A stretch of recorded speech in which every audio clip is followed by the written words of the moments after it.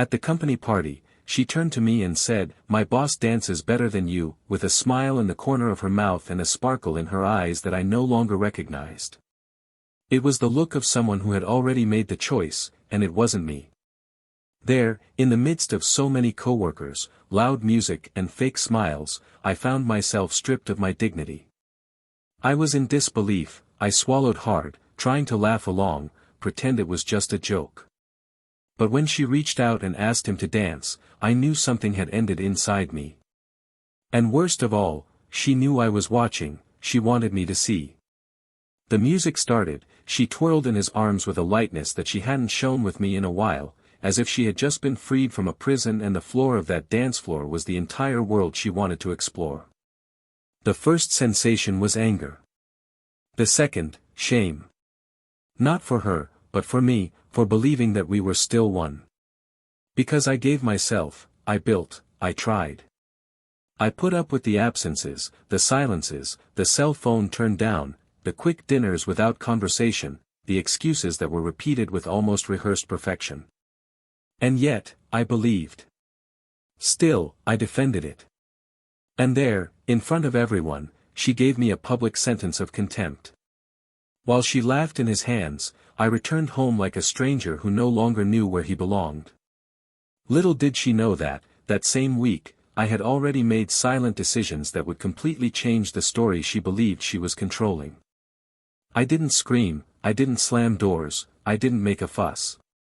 But inside me, something had been destroyed so definitively that all I could do was rebuild from scratch.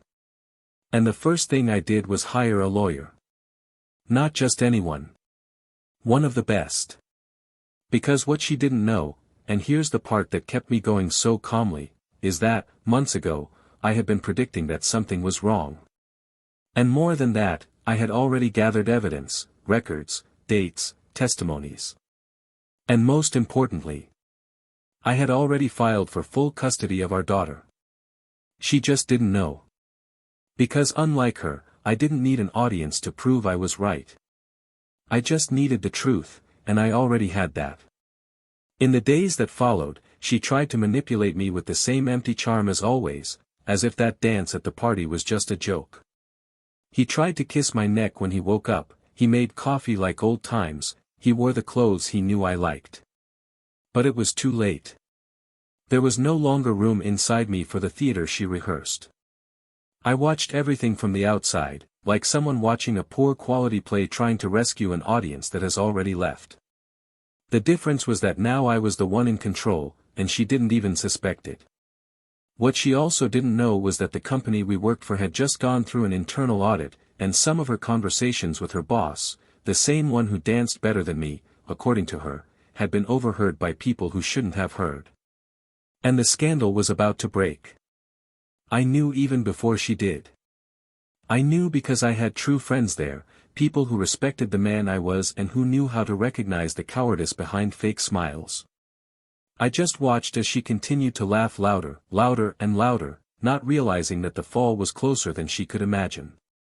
She tried to be smart.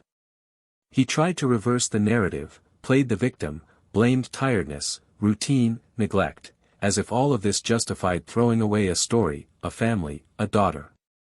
But when the court summons arrived, when she realized that she was losing not only her marriage but also custody of her child, she broke down.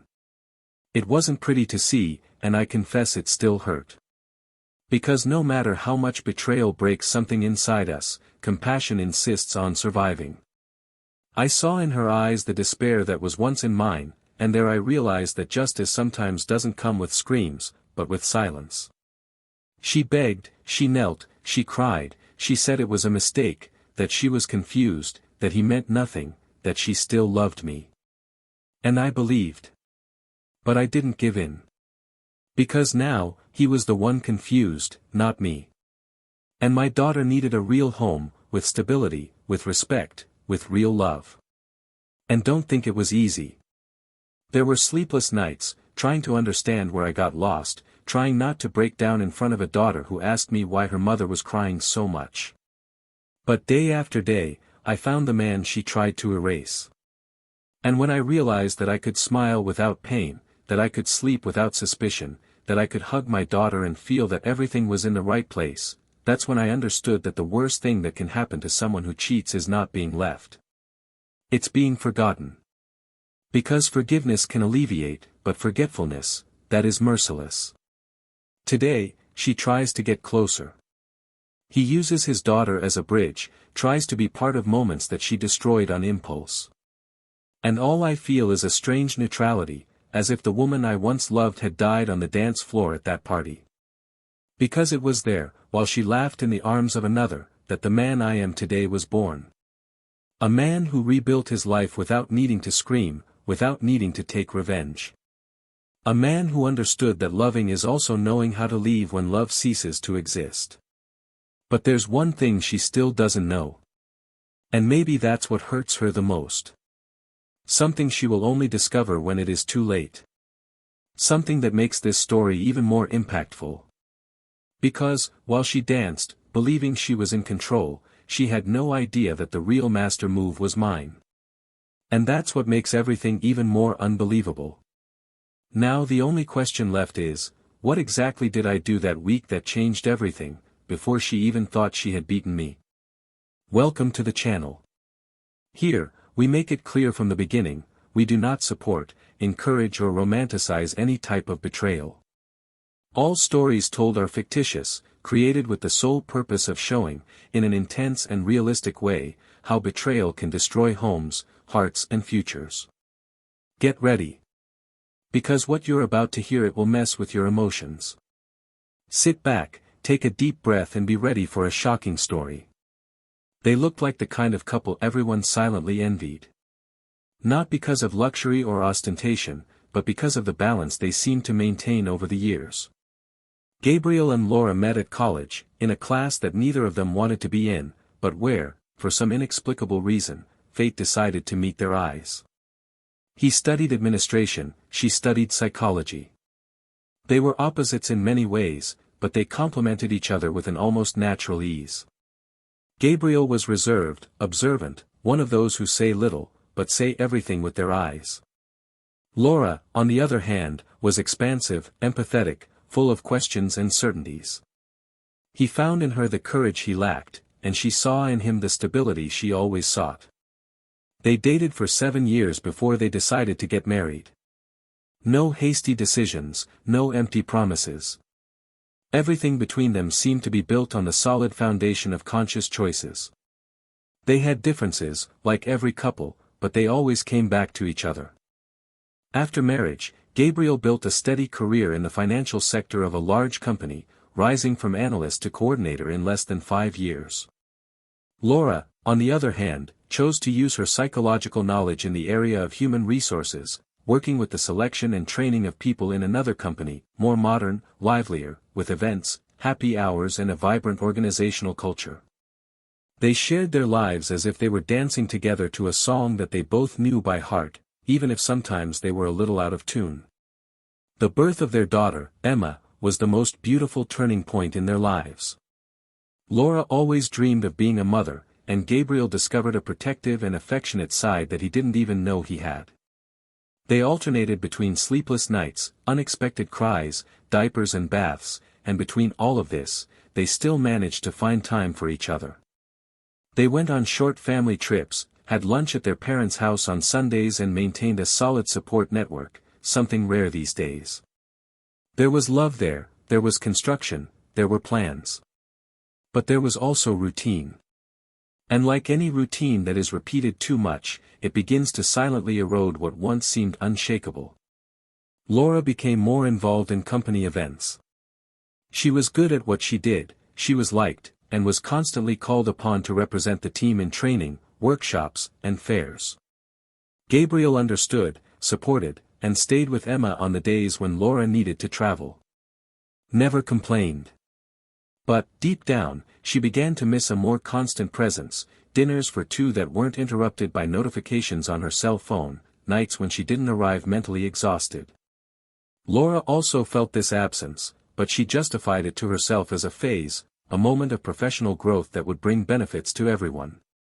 And as she was always communicative and determined, she preferred to act rather than complain. Gabriel, in turn, swallowed his discomfort in the name of understanding, something that always guided him in the most difficult moments. The house where they lived was comfortable, spacious enough to maintain privacy and coexistence in the right balance. Emma grew up surrounded by love and care. She was a sweet, curious girl, observant like her father, affectionate like her mother. In her room she had a wall painted yellow, full of drawings she had made, and in her heart was the innocence of someone who didn't know that, sometimes, even the most beautiful stories could have dark chapters. Gabriel made a point of participating in every stage of his daughter's life. I took them to school, read stories before bed, watched cartoons even though I was tired from work. Laura, no matter how busy she was, never failed to prepare Emma's favorite snack or help her with her schoolwork. They were, in everyone's eyes, the representation of a happy home. Over time, however, small signs began to appear. Things that, isolated, didn't say much, but together they painted a silently alarming scenario. Laura began to return from work later, saying that the demands had increased. Gabriel, suspicious but still confident, didn't question it. I thought it was better to wait and watch. Laura started to dress up more on ordinary days, to wear different perfumes, to worry about clothes even on days without important meetings. Gabriel noticed, but didn't comment. Not out of fear, but out of respect. He preferred to believe it was just a new phase, perhaps her attempt to reconnect with something she had lost, perhaps even with him. The kisses became faster, the hugs less long, the dinners quieter. Still, the house remained standing, as if supported by an invisible structure of obligations and memory. Weekends became moments of shared silence. Emma was still the strongest link between them, and perhaps it was because of her that they insisted on maintaining that semblance of normality. Gabriel, who had always been more introspective, began spending more time in the home office, immersed in spreadsheets and reports, while Laura watched series alone in the living room or made video calls with work colleagues. They didn't fight, but they also didn't look for each other anymore. They just coexisted. Laura always said that phase would soon pass, that it was just the work demanding more from her, that everything would calm down soon. Gabriel smiled and nodded, but little by little, something inside him stopped believing. Laura started talking more and more about her boss, about how intelligent, visionary, and charismatic he was. He spoke not with disguised admiration, but with spontaneous excitement. Gabriel pretended not to understand, pretended not to hear how often that name was mentioned. I preferred to believe that it was part of her professional enthusiasm, that Laura simply admired someone successful. He wasn't the jealous type, but the repetition of it began to create a nagging shadow in the back of his mind. Still, he chose to keep any suspicions to himself. Not out of weakness, but out of respect for the woman he still saw as his partner. Until that moment, he still believed that everything could be adjusted, that everything was just a temporary mismatch. One day, Laura proposed that they go to her company's end-of-year party. Gabriel, who always avoided this type of event, accepted. He thought it could be an opportunity to be together, to relive something of what they once were. Emma stayed with her grandparents that night, and they got ready like they hadn't done in a long time. Laura was radiant. Gabriel noticed, and inside he felt a strange warmth, a longing for the woman who made him smile with just one look. In the car, the silence was an accomplice to his discomfort and her excitement. Arriving at the place, Gabriel realized that almost no one knew him, but everyone knew Laura. She walked around with ease, greeting everyone with warm hugs, laughter, as if that were her world, a world in which he was just a visitor. During the party, Gabriel made an effort to appear integrated. He talked to some of her colleagues, observed the details of the place, served drinks, but he felt out of place. As if something there no longer belonged to him. Laura, however, seemed right at home. She danced, drank, laughed, and every now and then she came back to him to take his hand, kiss his cheek, and then return to the center of the dance floor, as if the night were hers alone. Gabriel tried to keep up, but there was something inside him that kept him trapped in a strange, almost suffocating feeling.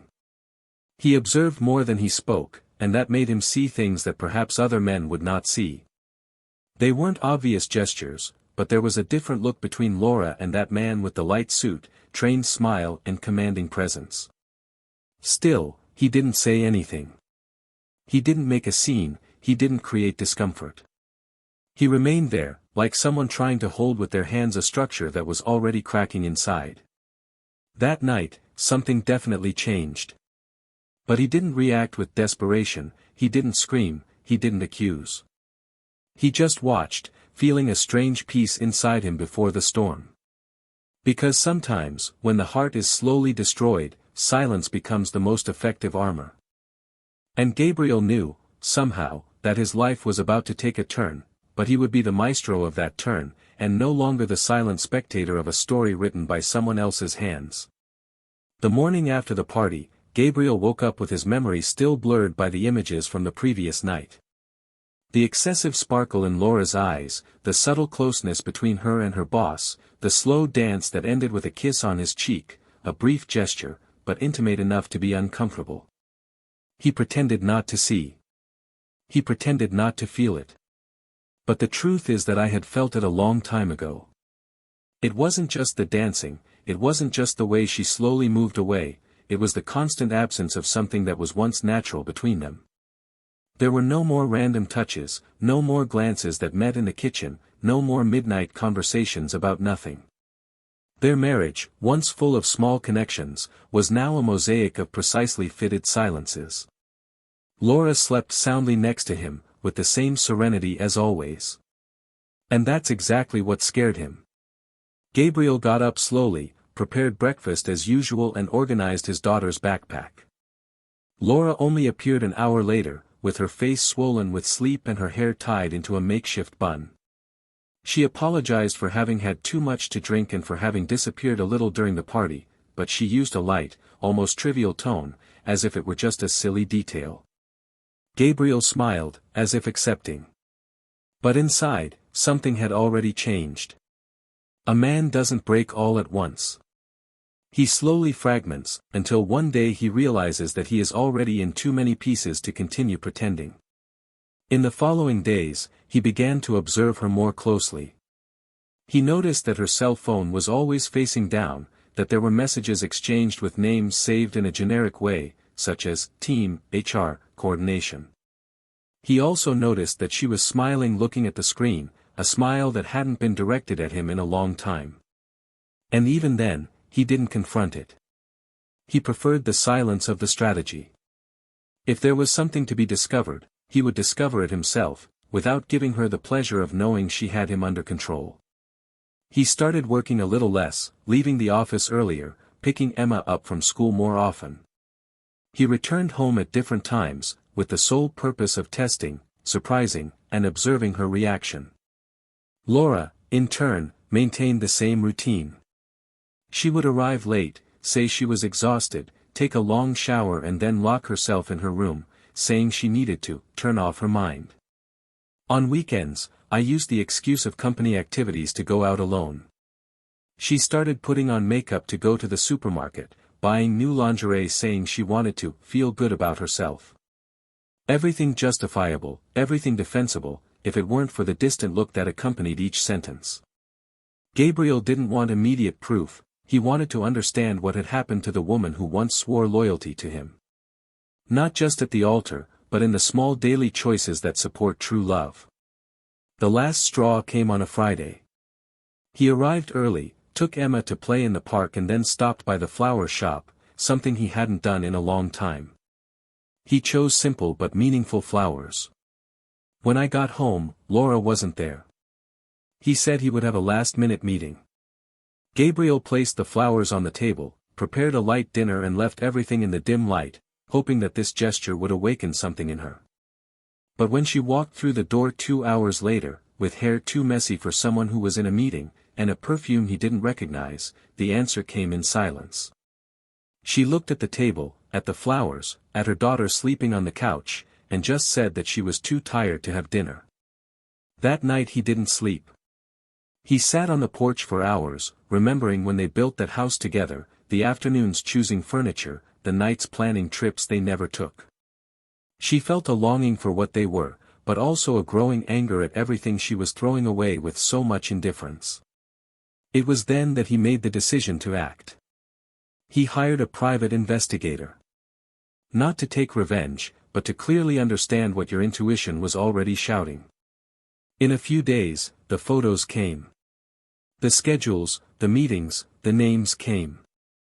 And along with all this, came the confirmation of what he feared most: Laura was cheating on him. The man. Exactly who he suspected. The betrayal wasn't just physical. It was emotional. It was built little by little, in the silences, in the omissions, in the laughs given to another man while Gabriel was reduced to the supporting role within the story itself. The pain didn't come as a cut, but as a constant pressure in the chest. There were no tears, there was paralysis. He looked at his daughter and wondered how he would explain to her that the world sometimes falls apart even when we try to keep it together. But what Laura didn't know, what she didn't even suspect, was that while she was secretly building a parallel universe, Gabriel was already drawing up his reconstruction plan. He had already met with lawyers, he had already prepared documents, he had already filed a legal request to regain full custody of Emma. He remained silent. He continued to feign ignorance. But now, his every gesture was calculated. He started going out more, taking care of himself, talking more to coworkers. Not to provoke, but because he understood that he no longer needed to remain in ruins. He began to see Laura with different eyes, no longer as the woman he was once madly in love with, but as a strange figure who shared the same roof out of convenience. The love that once was light was now shadow. And even so, he continued firmly, waiting for the right moment. The moment came the following weekend. Laura left once again saying that she needed to resolve company matters. Gabriel stayed at home with Emma, they played in the garden, watched movies, ate popcorn on the couch. When she returned, she found the house silent, her daughter sleeping, and Gabriel sitting at the table with an expression too serene to be just tired. She said something about the traffic, apologized for the delay. He just smiled and said he needed to talk. She sat in front of him, unconcerned, perhaps believing it would be another conversation about routine, about her daughter's school, about any superficial subject that maintained the illusion of normality. But then, he took an envelope out of a folder, and with it, all the evidence, the photos, the reports, the messages. Laura turned pale. He tried to deny it, he tried to cry, he tried to say it was just confusion, a moment of weakness. Gabriel just listened. He didn't scream, he didn't hit the table. He just said, with a calm that was frightening, that from that moment on he no longer saw her as his wife. That what was left there was just the obligation to maintain her daughter's well-being. Laura begged for understanding, said she still loved him, that she didn't want to lose her family. But he no longer believed it. Because what is destroyed by lies is rarely rebuilt with words. She tried to hug him. He backed away.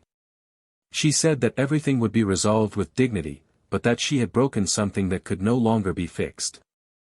And it was at that moment, that night where the truth came to light with the force of a gale, that Laura understood the size of the choice she had made. But what she still didn't know, what was yet to come, was the final blow that would make everything collapse irreversibly. Laura spent the next few days like a shadow of herself, walking around the house with light steps, avoiding Gabriel's gaze and Emma's spontaneous hugs, as if any gesture of affection burned her. The silence between the two was piercing, and although she still tried to make small talk, he responded with measured sentences, too short to raise any hope. But what bothered her most wasn't his silence, it was his serenity. Gabriel didn't show fury, he didn't explode, he didn't slam doors. And this calm, this absence of visceral reactions, was what made her most alert. She knew he wasn't the type to take revenge with screams, but rather with cold, calculated attitudes. And she felt like something bigger was coming, something she couldn't predict. She tried to get closer to Emma, but realized that the girl was more attached to her father than ever. Emma started wanting to sleep with Gabriel, looking for him for everything, even simple tasks like brushing her teeth or choosing clothes. Laura resented this, but said nothing. He just watched, feeling his daughter slowly move away, without understanding the exact reason, as if even the child realized that something had broken between them. She started insisting on preparing breakfast, leaving notes stuck on the refrigerator with cliché phrases about love and forgiveness. Gabriel didn't respond, he just removed the notes discreetly, without ever mentioning them. It was as if her every attempt was absorbed by a concrete wall he had erected between them. On a random Tuesday afternoon, Laura was surprised by an envelope left on the kitchen table. It was no ordinary envelope, it had the symbol of a law firm in the top corner and her name typed with mechanical coldness. She opened it with shaking hands and read the first lines of the document: formal request for divorce and request for sole custody of her daughter. The room spun. She sat without feeling her legs, her eyes fixed on the words that seemed to dance in front of her like mocking ghosts. She shouted his name, and Gabriel came out of the office with an impassive face, as if he knew exactly what she had just read. She asked what that was, why he was doing that, said that she still loved him, that it was a family, that everyone deserved a second chance. Gabriel didn't respond immediately.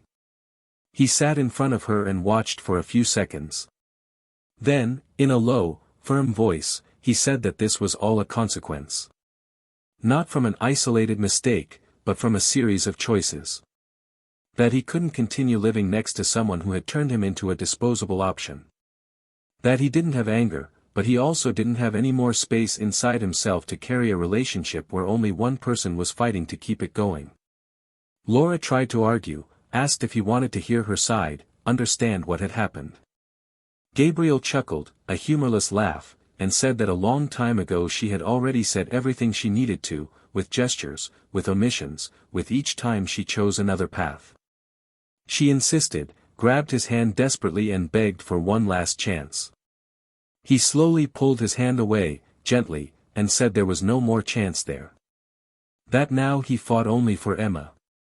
And it was at that moment, when her eyes filled with tears and her voice broke between sobs, that he decided to reveal what he had kept secret until then. He didn't shout, he didn't throw truths like stones. He just looked into her eyes and said, with a cutting calmness, that she never had control of the situation as she thought. That, in fact, the battle had already been won by him weeks ago, and she didn't even realize it. She frowned, not understanding. He asked what he meant by that. And then he got up, picked up a black folder that was on the shelf and opened it in front of her. Inside were copies of printed messages, prints of conversations, photos of meetings, proof of times, locations, everything organized with dates and times that connected with the periods in which she said she was resolving work issues. Laura tried to deny it, but he just held up a specific sheet, which contained an email signed by her, exchanged directly with the boss, where they talked openly about the meetings, and even laughed at his naivety, calling him too straight-laced to understand. Her eyes widened when she recognized the content, and for the first time since it all started, she couldn't say a word. Gabriel looked at her with a look that mixed disappointment and compassion. He said he wasn't there to humiliate her, but that he needed her to clearly understand the extent of what she had done. That while she toyed with the idea of keeping up appearances, he was preparing to protect what mattered most, their daughter. And it was at this point in the conversation that the final blow came. The real secret. Gabriel said that request for full custody wasn't just an emotional decision. It was a move that he had already articulated more than a month ago, based on a sequence of facts that she herself helped to construct. She said that she had already collected statements from neighbors, prints of reckless messages that she had exchanged with her boss during school hours, and the most surprising thing, he had already filed a formal complaint, based on a set of elements that, taken together, indicated maternal neglect. Laura turned pale. He asked how he had access to all that. Gabriel revealed that, 3 weeks earlier, she had legally managed to access an exchange of corporate emails after contacting a friend in the compliance area of the company where she worked. The information that destroyed any of Laura's arguments was in a document digitally signed by her, where she committed to traveling to a 3-day conference and, instead, spent that time in a hotel with her lover, all documented with images from security cameras and receipts in the boss's name. That signature, that break with the company's own ethical code, was the key that allowed Gabriel's lawyer to present an urgent request to the family court for provisional custody of Emma, arguing that the mother was putting the child's emotional stability and well-being at risk by exposing her, even indirectly, to a situation of explicit infidelity and lack of moral control. Laura collapsed. He cried uncontrollably, asking if it was real, if that was really him. Gabriel, impassive, replied that that was the least she needed to face to understand how much her choices affected lives beyond her own. That it wasn't just about their marriage, but the example they were setting for their daughter, the dignity he was trying hard to maintain, even when he was hurt. He said he didn't want revenge, but justice. That Emma needed to grow up knowing that love demands respect, and that respect cannot be negotiated with fleeting desires. He also said that she would have room to defend herself, that the judge would hear both sides, but that he was prepared to prove that, while she was destroying the present, he was fighting to save his daughter's future. Laura, in tears, tried to get up and fell to her knees on the floor, begging him to come back. She said she was lost, that she didn't know why she did what she did, that she wanted to rebuild. Gabriel just watched her and, with his voice almost a whisper, said that the reconstruction would begin far from him. That she would have all the time in the world to reflect, but that he would no longer stand there waiting for a miracle from someone who only knew how to lie. He said he would forgive, one day, not for her, but for himself. But I would never forget. And that, from that day on, she would face the weight of her own choices, no longer protected by her house, her appearance or her piety. And as she writhed in tears, alone on the floor of her own living room, he grabbed Emma's backpack, a coat and walked out the door, leaving behind not only the woman who betrayed him, but the story she chose to destroy. What would come next, she could not even imagine. Because not everything had been revealed yet. Outside the house, Gabriel stopped for a moment with his hand on the car handle, feeling the weight of his own breathing. Emma slept in the back seat, curled up on her pillow with her hair falling over her face and a doll strapped to her arms. The sight of his daughter, oblivious to the storm unfolding behind the walls of the house, brought him painful clarity. It was for her that he was there, it was for her that he refused to let himself be consumed by resentment. He started the engine and drove to his parents' house, where she would spend a few days, while he prepared for the legal proceedings that were just beginning. He left her with a kiss on the forehead and one last protective look before leaving again. I needed to breathe. I needed to end that stage without leaving room for doubt. Gabriel did not return home that night. He spent hours driving aimlessly, until dawn found him stopped in front of a building with a mirrored facade in the city center. It was the office of the lawyer responsible for the case. He went up without making an appointment, without calling ahead, he simply walked in and asked to be seen. When he was received, his eyes were red, his face was tired, but his posture was firm. He said he wanted to get on with everything, that there was nothing left to think about, that Laura had already destroyed any possibility of reconciliation. The lawyer, used to painful stories, listened in silence, respecting the moment. He informed that the hearing for provisional custody was scheduled for 3 weeks from now and that until then, he should maintain as much emotional distance as possible. Gabriel nodded, took a deep breath and thanked him. I knew that, even if I did everything right, I would still carry scars that might never disappear. In the days that followed, Laura tried in every way to re-establish contact. I sent long messages in the early hours of the morning, called from different numbers, left gifts on the doorstep of his parents' house. He wrote letters, recorded audios, threatened and begged with the same intensity. But Gabriel didn't give in. The answer always came in the same way, silence. He no longer needed explanations. What had been said was enough. And what she still wanted to say no longer mattered. But, deep down, what he didn't say to anyone, not even to himself clearly, was that what destroyed him most was not the betrayal itself, but the way it made him feel invisible, disposable, a footnote in his own life story. Over time, Laura's defense became more aggressive. Her lawyer filed a counteroffer demanding shared custody and equal rights, claiming that marital infidelity did not make her an unfit mother. The dispute over her daughter, which began as a desire for protection, now took on the form of a cold legal battle. Gabriel, however, maintained his composure. I knew that Laura's strategy was emotionally destructive, that she played with the tools of guilt and destabilization. But he didn't back down. With each meeting with the lawyers, with each new document attached to the file, I felt that I was closer to guaranteeing the only thing that still mattered, Emma's safety. The first audience has arrived. The courtroom was colder than Gabriel imagined, and Laura, sitting a few meters away, looked like a different woman. Makeup, hair tied up in a sober way, neutral clothes, an image manufactured to convince. When the testimonies began, Gabriel kept his gaze steady, responding precisely, without hesitation. When it was Laura's turn to speak, she cried, dramatized, talked about love, mistakes, desires. She tried to paint a picture of a repentant woman, but committed to motherhood. The judge listened to everything attentively, taking notes impassively. When the documents were presented, the emails, the receipts, the images, Laura's expression changed. She started looking at her feet, at the walls, at any point that wasn't Gabriel's face. Because for the first time, she felt the real weight of the consequences. After the hearing, the lawyers met in the anteroom to discuss the terms of a possible agreement. The tension was palpable. Gabriel maintained a calm tone, but his firmness was intimidating.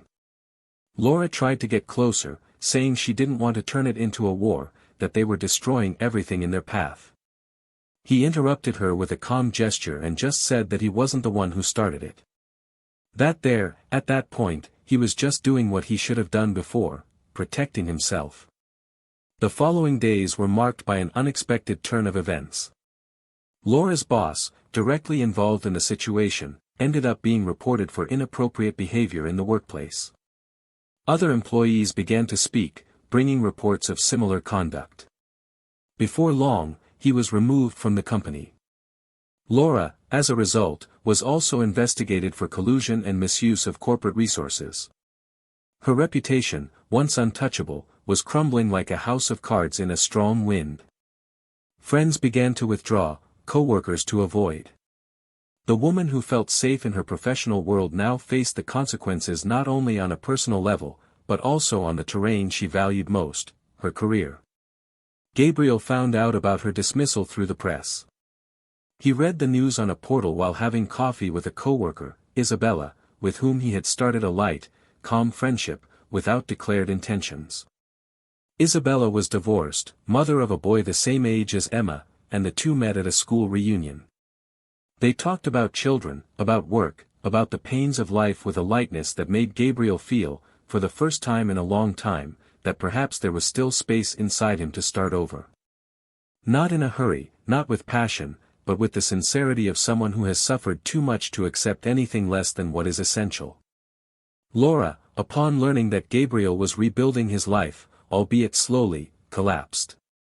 She appeared in front of her daughter's school, crying, trying to convince him that they could still be a family. She said that losing her job made her see everything clearly, that Emma's absence was tearing her apart. Gabriel remained calm. He asked her not to turn that moment into a spectacle. He said he respected her pain, but that everyone should now follow their own path. Laura insisted, grabbed his arm, and then Gabriel looked straight into her eyes and said, with cutting serenity, that there was no going back. That, as much as I felt compassion, I no longer felt love. That sometimes forgiveness comes too late. And that she would need to learn to live with the emptiness she created. A few days later, the sentence was given. Temporary custody was converted to permanent custody for Gabriel, with visits scheduled for Laura under supervision. The judge considered the elements presented sufficient to prove not only Laura's emotional instability, but also her impaired judgment in the months leading up to the case. Laura did not react in the courtroom. He left in silence, as if he knew he lost everything, not by chance, but by choice. Gabriel didn't celebrate.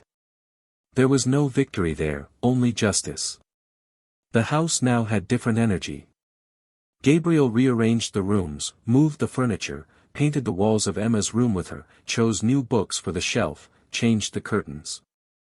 Small changes that represented something bigger, a fresh start. On the weekends, he walked with his daughter in the park, met with Isabella and her son for simple activities, such as picnics and going to the cinema. All without rushing, without the need to look perfect. Just real. Laura, on the other hand, started to live with her mother, without work, with her reputation tarnished and her daughter distant.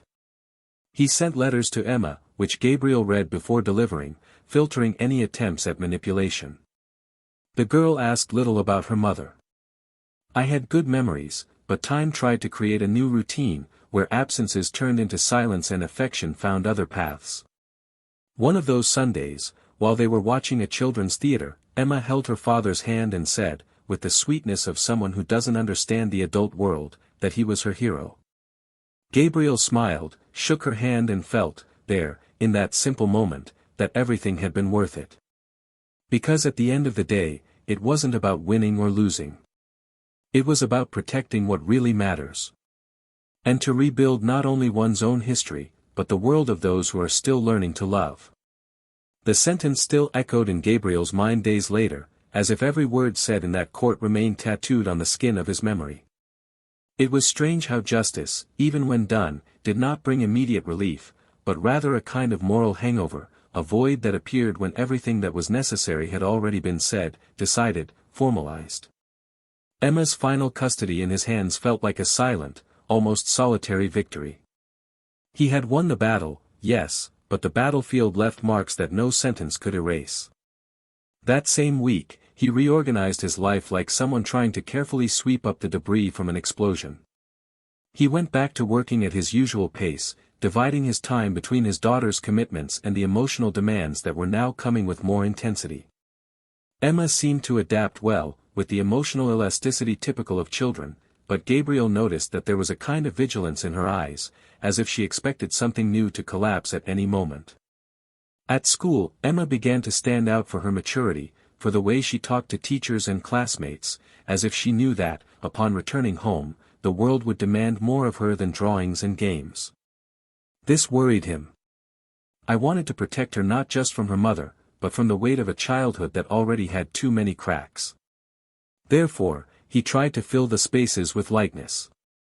He enrolled her in ballet classes, started cooking with her on Friday nights, created new traditions, such as pajama Sundays, where the two would spend the entire day without leaving the house, watching movies and eating pancakes. Small constructions to sew up the security she had lost when her home fell apart. On the other side of the story, Laura now lived under a shadow that didn't seem to dissipate. Away from everything that made her feel valid, her career, her daughter, her structured routine, she sank into a silent spiral of guilt and frustration. I avoided leaving the house. I spent my days reviewing old photos, reading emails exchanged with Gabriel in an absurd attempt to find some point where the tragedy could have been avoided. But the truth imposed itself cruelly. There was no specific point, there was a sequence of decisions that she made with full awareness, and now, time refused to go back. Her mother, who had welcomed her after her fall, was a constant presence, but conversations between them became scarce, punctuated by uncomfortable silences and advice that Laura already knew by heart, but no longer had the strength to follow. She continued writing letters to Emma, trying, in some way, to rebuild the bridge that she herself had burned down. Some letters were delivered, others were kept. Gabriel read everything first, and when he realized that there were attempts at emotional manipulation or guilt disguised as affection, he returned them with a simple note: "It's not about you. It's about her." This irritated Laura, but it also made her face her impotence head-on. He knew that he had lost something that he might never recover, and more than that, he knew that he was not the victim of a random tragedy, but the author of his own ruin. Meanwhile, the relationship between Gabriel and Isabella was developing with the naturalness of someone who expected nothing, but still wanted everything.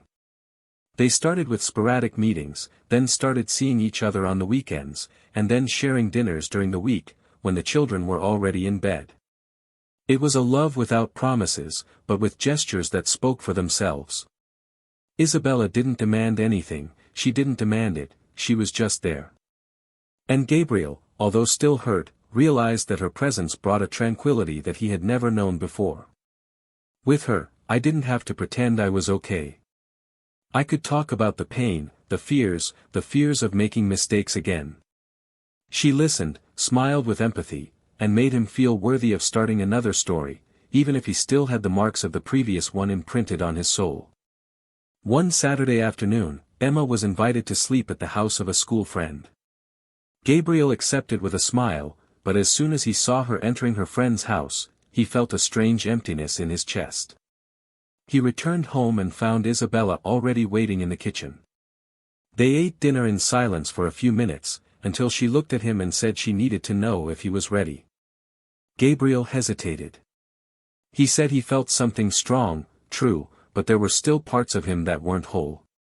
Isabella held his hand and replied that she didn't want a perfect man, she wanted someone honest with how she feels. He said that time doesn't heal everything, but it teaches us to live with the parts that don't heal. Gabriel smiled, and in that instant, he knew that he no longer needed to pretend that he still lived among the rubble of the past. The following Monday, Laura requested, through her lawyer, an informal reconciliation hearing between her parents. Not to discuss custody, but to try to establish a more balanced channel of communication for Emma's sake. Gabriel accepted, not for her, but for her daughter. The meeting took place in a neutral space, with the presence of a mediator. Laura was different. Not made up, not dressed to impress. She finally seemed stripped of all the layers she wore to protect herself. He started by apologizing, but in a different way. Not theatrical, not dramatic. She said that she understood his decisions, that she accepted the consequences, but that she wanted, in some way, to learn to be a better mother, even from afar. Gabriel listened without interrupting. When she finished, he took a deep breath and replied that he couldn't erase everything that happened, but that he also didn't want to feed a cycle of pain that would only increase the distance between everyone. He said Emma had a right to know that her parents, despite all their mistakes, were trying to be better for her. The mediator congratulated them on their maturity, but they both knew that this was just the first step on a long path.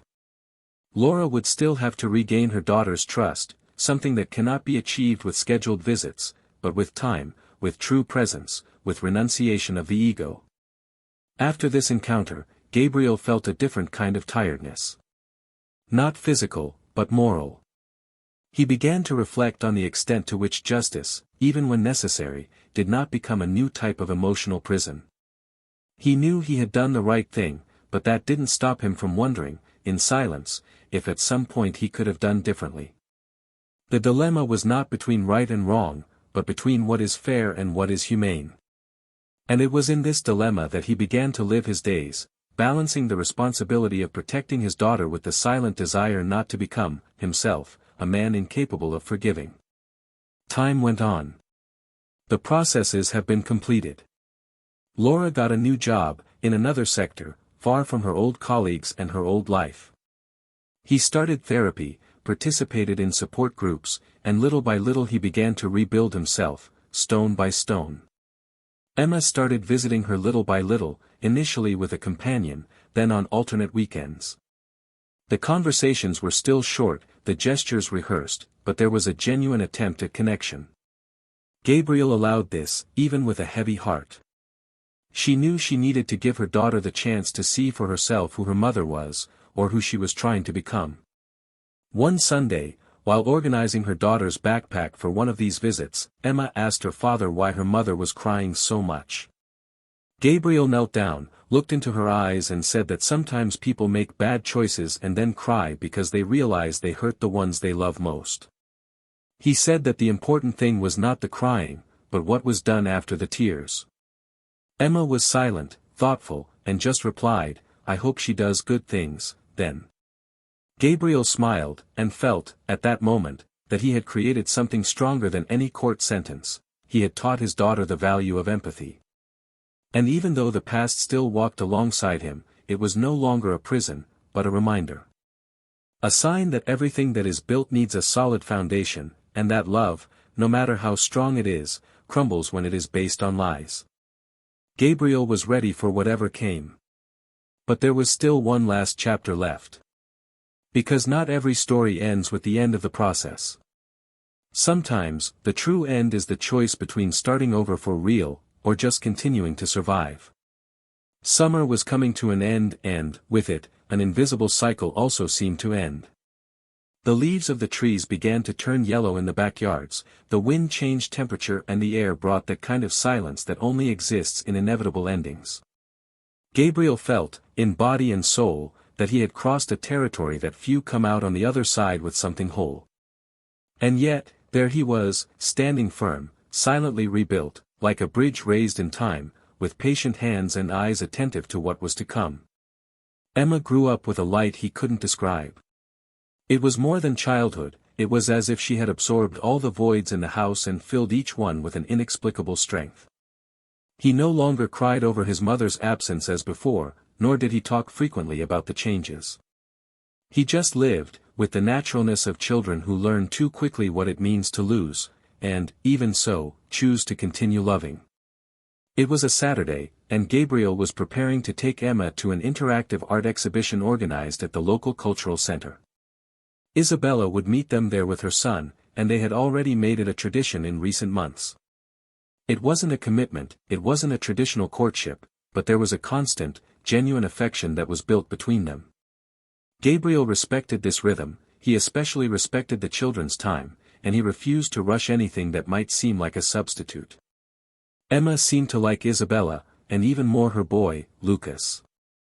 They talked as if they already knew each other from other lives, they laughed over silly things, they exchanged stickers and drawings as if it were a secret language. Gabriel watched this with a mixture of tenderness and responsibility. He knew that this new chapter needed to be written with more care than all the previous ones. It wasn't just about new love, it was about proving to yourself that, even after so much pain, it was still possible to love again without fear of sinking. As he drove to the cultural center, Emma interrupted him with a question that went through like a clean cut, "Dad, why can't Mom come with us too?" The question came without malice, without criticism, just with that disconcerting honesty of children. Gabriel remained silent for a few seconds, long enough for the answer to come out cleanly, without anger. He said that some things needed to happen at different times, that sometimes adults make mistakes and need space to better understand what they did. Emma seemed to understand. He looked out the window and murmured, "Mommy says she misses me." Gabriel just nodded and said that, with time, everything will be sorted out. The girl didn't insist. As if accepting that some answers only make sense when we grow up. At the exhibition, the atmosphere was light. The art, colorful, interactive, almost playful, involved the children in lights and sounds, while the adults watched with the eyes of those who wanted, for a moment, to forget their own burdens. Isabella approached smiling, her hair loose and her eyes calm. They talked as always, naturally.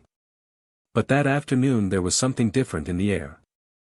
After the children ran to one of the immersive environments, Isabella gently touched Gabriel's arm and asked if he had ever thought about leaving the past completely. Gabriel stared at her for a few seconds, surprised not by the question, but by the courage contained within it. He said he thought about it every day.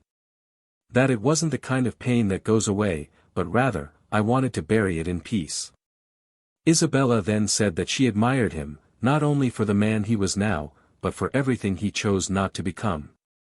That many, in his place, would have become cynical, bitter, vengeful. And that she saw something in him that was still worth betting on.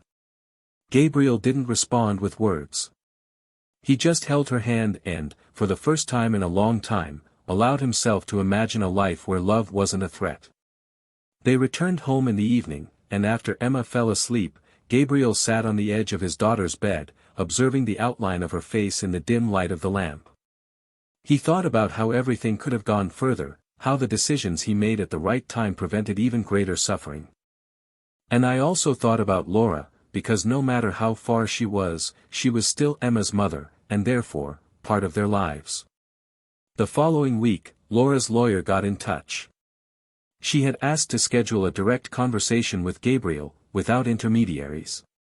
He said it wasn't about the process, that he didn't want to discuss custody or conditions. I just needed to say something, face to face. Gabriel hesitated for 2 days. Then he accepted. They arranged to meet in a public park, during the week, at a time when Emma was at school. When he arrived, Laura was already waiting for him sitting on a bench near the lake. She was thinner, her face was less made up, her eyes were calmer, even if sad. She stood up as soon as she saw him and, without ceremony, began to speak. He said he did not expect reconciliation, nor immediate forgiveness. That he knew there was no longer room for her in his life, and he accepted that. But I needed to ask for something, not as an ex-wife, but as a mother. She asked that, if something happened to her, Gabriel would never leave Emma without news, that he would never let his daughter forget about her completely. Gabriel frowned, confused. Laura then revealed that she had been diagnosed with an unstable, non-terminal health condition, but that it would require constant monitoring and that, in the coming months, she would undergo treatment that would take her even further away from the visiting routine. She said she didn't want to cause a fuss, that she didn't want Emma to see her weakened, but that she needed to trust someone. And that, despite everything, Gabriel was still the only person she knew capable of doing the right thing even when the right thing was the hardest. He remained silent, absorbing every word. Laura didn't cry. She seemed resigned, not in pain, but conscious. She held out a folder with medical documents, reports and directions from the doctor in charge. Gabriel took them and, for the first time in many months, looked at her without hurt, without judgment. Just like someone who has made bad choices but still remains human. He said he would do what was best for Emma, including preserving the good memories she still had of her mother. And that, regardless of what happened, she would make sure that her daughter did not carry the pain as a legacy, but only the story. After that meeting, Gabriel started to observe everything with a new filter. Things seemed to fall into place again, but in a different way. It was no longer about guilt, or forgiveness, or justice. Now it was about legacy. About what he would leave Emma as a reference of love, of courage, of choice. He gathered old photos, separated some good memories of Laura, letters that she had written and that he had never delivered, and put everything in a box with his daughter's name. I wouldn't give it away now, but I knew that one day Emma would ask more, demand answers. And he wanted that, when that day came, he had something other than silence to offer. The weeks passed calmly. Isabella continued to be present, respecting the family's rhythm and occupying a space that expanded naturally. Laura started treatment, and even though she was away, she sent brief news. Emma sometimes asked, but without the urgency as before. I had accepted it, as children do when they realize that some truths cannot be changed. And Gabriel, for the first time, felt complete without the need to fill in gaps with promises or expectations. It was as if everything that needed to be experienced was now before him, clear, possible, real. And then, on a cloudy late afternoon, while Emma was drawing sitting on the living room rug and Gabriel was preparing dinner to the sound of low music, he looked at his daughter and realized something he had never noticed so clearly: she didn't carry trauma, she carried love. Love that, despite everything, survived the chaos. Love that was cultivated even among the ruins. And it was this love that would now guide the way to the approaching end, slow, inevitable, but finally at peace. By the following spring, time had already redesigned everything with smoother lines. The wounds, still present in the form of memories and involuntary reflexes, no longer bled as before. Gabriel was experiencing a moment of unexpected fulfillment, not because everything had been resolved like in a fairy tale, but because he learned, little by little, to understand that peace never comes ready-made. It is built with conscious choices, painful renunciations and a silent courage to follow even when our feet still tremble. Emma grew up between two worlds that seemed to have stabilized, even if at a distance. At school, she was seen as a sensitive and mature child, with a worldview that surprised her teachers. She was a reflection of her father's choices, but also of her own strength of resilience, shaped in the spaces between pain and care. Gabriel and Isabella had decided to take a new step, calmly, without external pressure. They bought a house together, small, welcoming, where the children could have their own spaces while still sharing the new family that was being formed. There was no official announcement, there was no party, just a change of key, a discreet new beginning, so true that it didn't need outside approval. Sundays were different now, full of children's noise, improvised recipes in the kitchen, afternoons in the backyard and late conversations about life. Gabriel knew there was something sacred in that simplicity, something he wouldn't trade for any past he once considered irreplaceable. On the other side of the city, Laura lived a quieter reality, marked by a kind of self-imposed penance. The treatment had given good results, her condition was under control, but the doctors were clear, she would have to radically change her lifestyle, avoid stress, maintain emotional and physical discipline. This led to forced, but also necessary, isolation. She started attending a support group for women starting over, where she heard stories as or more devastating than hers. There, she understood that she was not the only one to lose everything due to thoughtless choices, but she also discovered that she could still rebuild, even if the ruins were many.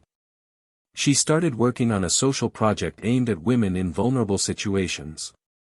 He found in this a kind of redemption, not in the religious sense, but as a way to balance the internal scales.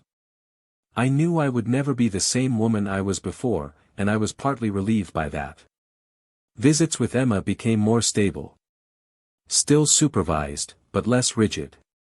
The girl started to talk more during these meetings. She talked about her friends, the drawings she saw, the books she read with her father. Laura listened attentively, sometimes interrupting to ask silly details just to prolong the moment. She was no longer trying to force what had been lost. He just accepted the minutes with humility, understanding that, if he was going to rebuild something with his daughter, it would have to be with her time, not with his emergencies. At the end of each meeting, I just said, "I love you," and hoped that, one day, those words would come back as a spontaneous response. One unexpected afternoon, Gabriel received a handwritten letter from Laura. It was in a simple envelope, unadorned, with no explicit sender, just the handwriting he would recognize anywhere. He read it carefully, alone, sitting under the shade of a tree in the backyard. The letter did not apologize, did not beg for return, nor did it talk about love. It was a kind of quiet confession. Laura said she finally understood what she had done to him, to her daughter, to herself. He said that for a long time he confused freedom with selfishness, desire with rights, and that only after losing everything did he understand the burden he imposed on others with his desire to live without limits. I was grateful that he never became the villain of the story, that he maintained respect even when she didn't deserve it, and that he protected Emma with such zeal. She said she didn't expect to be forgiven, but she wanted him to know that she would never be the same woman again, and that this, in some way, was the greatest proof that the pain had been worth it. Gabriel finished reading with wet eyes, not with sadness, but with deep understanding. I knew that that letter didn't change the past, but it ended a stage. He kept it in a box, among the things he would one day give to Emma, as part of the story she had the right to know. On a long weekend, Gabriel decided to take Emma and Lucas on a short trip with Isabella.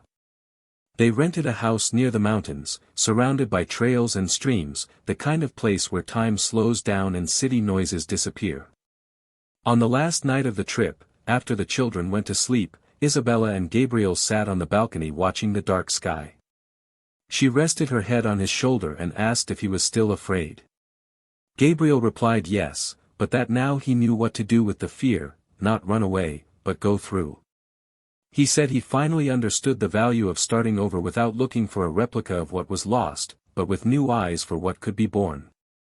Isabella smiled, held his hand and, in silence, the two contemplated the vastness of what they had built. Laura, in turn, decided to write a book. Inspired by the stories she learned about in the support group, she spent months writing about choices, losses and silent recovery. The book was not a direct autobiography, but contained fragments of his pain, camouflaged among fictional characters. When he published independently, he didn't expect major repercussions. But little by little, the work gained ground among readers who were looking for real stories, not heroes, but people who make mistakes, get lost and try, honestly, to come back. Gabriel found out about the book from third parties. He discreetly bought a copy and read it in silence. Some pages made you stop, others left you hanging. But in the end, he felt that there was a truth there that was worth respecting. For Emma's birthday, Gabriel prepared a party in the house's garden. He invited schoolmates, neighbors, family. The afternoon was clear, with clear skies and children's laughter everywhere. At the end of the party, when everyone had left, Emma took him aside and handed him a drawing she had made. It was simple, but full of color: a house, 2 adults, 2 children and, in the background, a huge sun with a phrase written underneath, "Here I am happy." Gabriel hugged her tightly, feeling that nothing more needed to be said. In that childish image, there was a summary of everything. Of what he fought to preserve, of what he agreed to leave behind, of what was yet to come. And so, each character found their place. Laura, in the silence of reconstruction; Gabriel, in the firmness of the love he learned to truly cultivate; Emma, at the center of everything, as a living bridge between what was and what can be. The end, far from being a period, was a long comma, a breath before continuing to walk, this time, with less weight, more conscious choices and a freedom that only arises when love is treated responsibly. Now, tell me, what did you think of this story? Which character marked you the most? Leave your opinion here in the comments. I really want to know how this narrative touched you. And of course, if you like intense, deep stories with endings that make you reflect, subscribe to the channel and activate the bell so you don't miss any episode. And always remember, this channel does not support any type of betrayal. The stories told here are fiction, and the objective is to show, in a realistic way, how the choices we make can change everything. Until the next story.